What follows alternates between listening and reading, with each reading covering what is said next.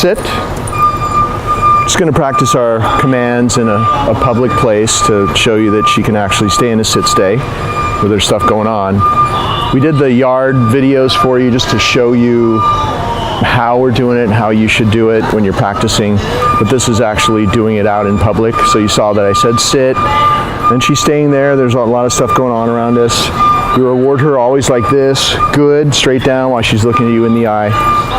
And you already saw me step away. I'm just waiting for more people to walk past, more things to happen, show you what kind of sit stay she has.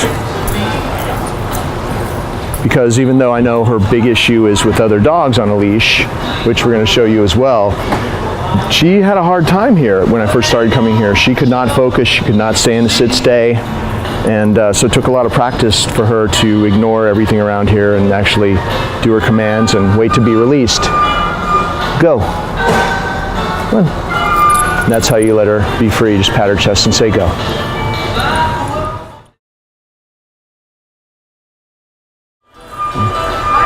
Down. I'm going to practice a little down stay here. It's a good spot because most people are walking from behind us, and that would make her a little bit nervous. People showing up from around the little corner here. Good. And she may notice them and look at them, but she's going to stay there.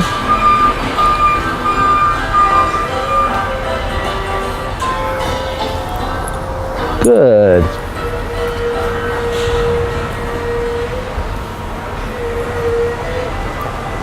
Maybe we'll go somewhere else in a minute and try to find a busier spot.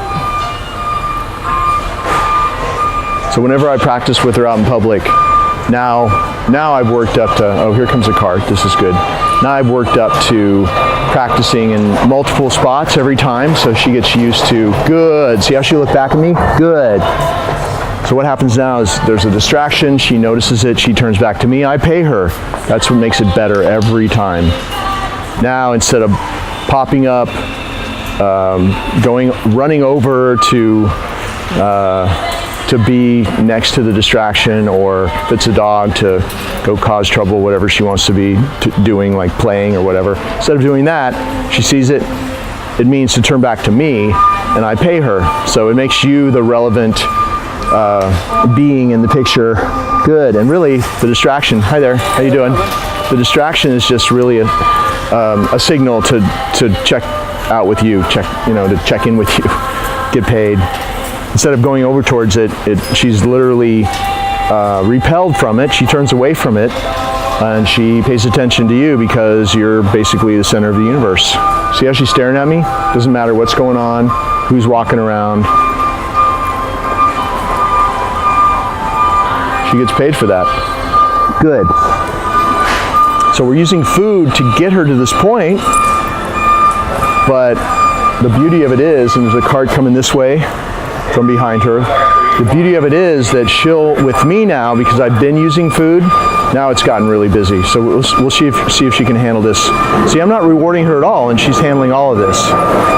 But she does deserve a reward for putting up with that. Now we got a broom. This could be a biggie. I didn't see it coming. The broom goes past. That could have been, that's something I've never practiced with, and that's different, having a broom come past. But she stayed there. Oh, here it comes. Let's see if she can handle it. See, that's kind of scary to her. We haven't practiced with brooms yet. But that's the worst that's going to happen. If she pops up, there's a distraction, just do your reset, put her back.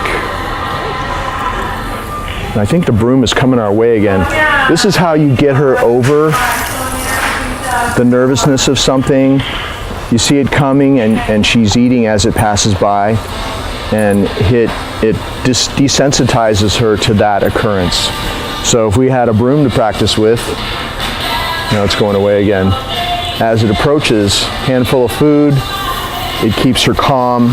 She can handle, here it's coming right towards us. Good. See, I'm not restraining her. She's really staying down just because I'm rewarding her at the right moment. She's busy eating as she starts before it gets here, and she's busy eating as it passes by. No.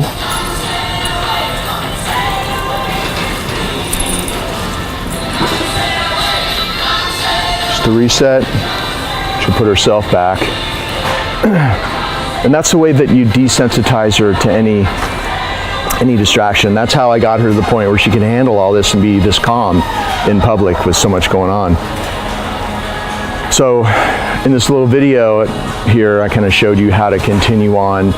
You're going to find things in your world, your neighborhood, wherever you go, that makes her nervous, and she can get really nervous with certain noises and things she sees.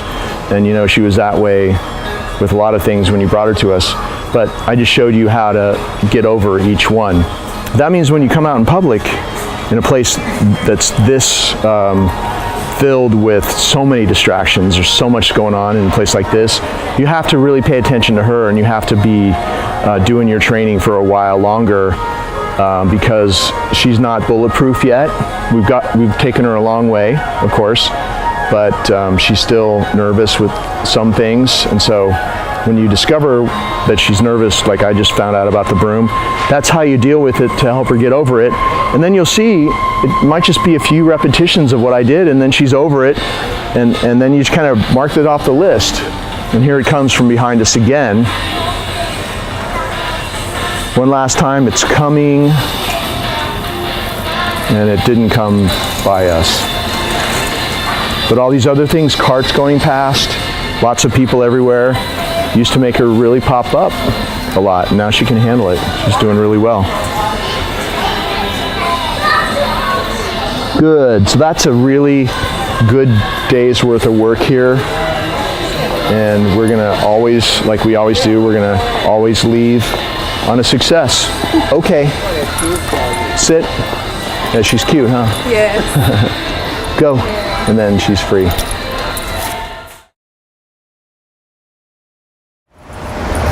Okay, so we have a dog that's just going to pop out. She has no idea a dog's going to pop out. Oh, well, we haven't even seen the dog yet because we have all the dogs sit at the doorways here. So the dog comes out. You see how she turns away from that dog? She doesn't know this dog and never met this dog. But what I've been doing for weeks now is when she sees a dog, she's really into the camera person, of course. Come, I would call her away. Today, can you just kind of walk around like that? Today we're under this tent because it's raining very heavily. I was going to do this video out on the street because we've only practiced out on the street because that's where obviously you have the problem. But still, at least I can show you the result of all my practicing. She'll turn away from a dog here. She'll turn away from a dog on the street.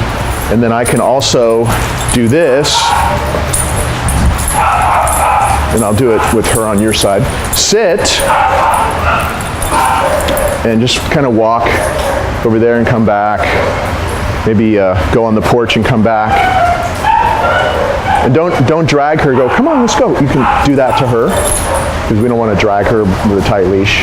All the dogs they don't like the rain. Good. So she can stay in a sit stay, have a dog very close to her. Good. And walk around, and she'll look and then look back at me, and I pay her. That's the new behavior pattern. The new behavior pattern is notice, and noticing that dog triggers her to turn back to me. Good. Instantaneously, and she gets paid. So why wouldn't that pattern be stronger over time? And we've been practicing this exact same thing for like 2 weeks straight now. It started, she would see a dog and it was like, go get him. And that was one of the issues that you needed me to work on here. And now it's this. And so we'll try, okay, keep doing that, Cruz. I'm gonna move a little closer and I'm gonna have her down, go down. And just keep walking around there, please. And in a down stay,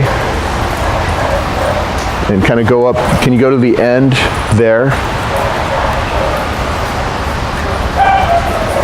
And she has no interest in the dog. Good. She gets a reward when she does the right thing, when she makes the choice, which now she's making the choice. So it's not me. Good. It's not me, you know, when she looks at the dog correcting and causing pain and she's afraid and she's shutting down because she's afraid of being in pain. That would never work for you anyway because you're not going to do that because she's your baby. I don't want to do it either. Good. I've given her a better option. And of course, it started with the calm down stays, sit stays. You'll see all this stuff out in public, dealing with carts and wheels and people everywhere. And then that calmness that we build up in her, that level of focus that makes her more and more immune to being reactive, good. That helps her in this situation. And she calmed down enough so that I could put her back into into contact with other dogs when she's on a leash like this or anywhere. And good. And she's not triggered anymore because she's built up a tolerance to stress. It's her, so to speak, her fuse is much longer. It would take much more now for her to lose it. And she can handle dogs walking past her, and when she makes the right choice, looking at it and then looking back at me, good, she gets paid for that. And that pattern just gets stronger and stronger. So we're going to do it with another dog too, just to show you that it's that's a big dog. We're going to do a little small dog now. We have a dog, an excitable little dog that's coming out. I want to show you, if some dog shows up like this, show you what to do, what I've been doing. Because she'll get excited if that other dog is excited as well. Little dog's going to come out, and she has no idea. Little dog's coming out. Oh, there's a little dog. Go over there, Cruz. Okay, go over there. So little dog comes out. Come. I'm going to call her back to me, and let the dog be loose. Let her be loose. Just this, okay? Come. Good. Why don't you go stand over there? Stand over there so the camera can catch everything. So let's see, little excitable little dog. Come. If you use the training in the come command, it works every time. The more you do this, the more desensitized she becomes to any little distraction. And just a couple of times, it's all about getting paid. And over time, you just use an empty hand. It's too soon for you to do this yet, but I can just go like this. Good, and say good, and there's nothing in there. And I can do it over and over again because I've been practicing this for 2 weeks. Sees the dog comes to this empty target. Good. She has no idea why she wants to come away from. Come. Good. Over and over again. Now it's just a good and a pet. Come. And that makes it better, makes it harder for her to handle it. Good. Come. And we're like 10, 15 feet away. Good. In what she would perceive as one of her yards here. So in a way, it's better that we're doing this here in a closed area than on the street. Sit. You can even do this. Good. Do a sit stay with her back. The hardest way to do it would be with her back to another dog and her to be calm and stay there. Good. Can you walk her around like the other one? Okay. Okay. And then we're going to do, over here in a dry spot, we're going to do down. Do a little down stay while the little dog parades around. Make sure you show the little dog as well what's going on there, and then show her. Go back there.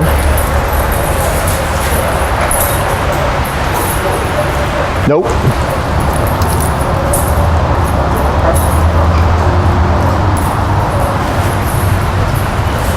Good. Make sure you don't reward her unless she's staying there. Go back there. Nope.